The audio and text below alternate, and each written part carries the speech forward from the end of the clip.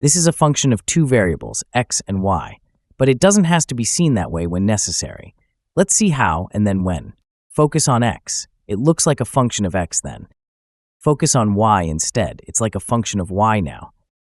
Now here's a function of three variables, x, y, and z. Focus on x, we see focus on y, and focus on z.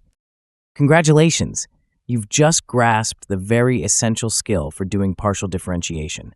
Let me show you how it helps in just a minute.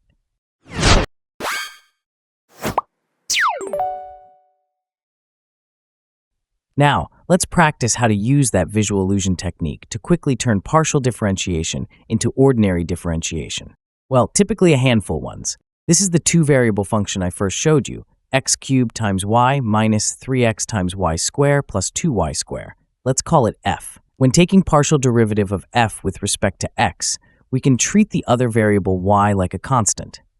Visually graying out all y's along with the numbers, and perhaps also highlighting the x's, the original function f of x and y then appears to be like a cubic polynomial in x, something like ax cubed minus bx plus c, where a, b, and c are lumping constants. With such interpretation of the original function f, we can now perform the partial differentiation as if it were an ordinary differentiation with respect to x. Now, applying sum or difference rule and then constant multiple rule, we split the operation into three easy pieces. Dx cubed dx is 3x squared. Dx dx is 1, d1 dx is 0. Here is the result. The last term vanishes, and so we have 3x squared times y minus 3y squared.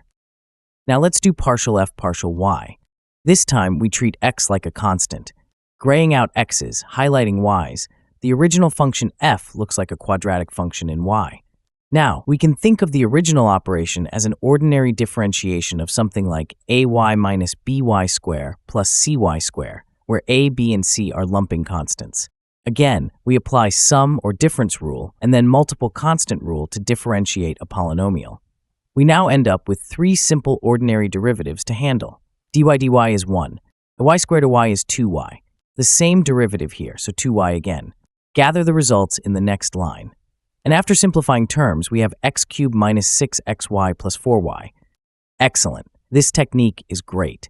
Keep practicing. Very soon, you can just get to the answer at ease without all those intermediate steps. Now let's take another shot. Here is that second function of three independent variables, x, y, and z. We can apply the same technique.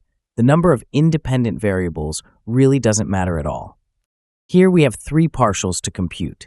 Since the processes are pretty much the same, we're going to proceed with all three computations in parallel. Let's see.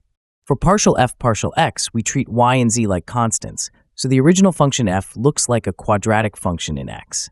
For partial f partial y, we treat x and z like constants. The original function f then appears to be like a linear function in y. Finally, we treat x and y like constants when taking partial of f with respect to z. So we see the original function f as a cubic polynomial in z. Now we are as if being given three ordinary differentiations of polynomials. To keep going, we apply sum or difference rule and then multiple constant rule to split each derivative into two easy pieces. Dx squared dx equals 2x. d1 dx is 0. d1 dy is 0. dy to y equals 1. dz to z equals 1. And finally, dz cubed to z equals 3 times z squared. So here are the final results after simplifying terms. As you can see, again, most of the work we just did is nothing more than computing ordinary derivatives.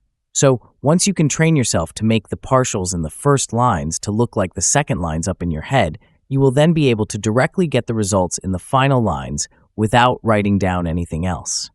All right, that's it for this video. Thanks for watching, and I will see you in the next one.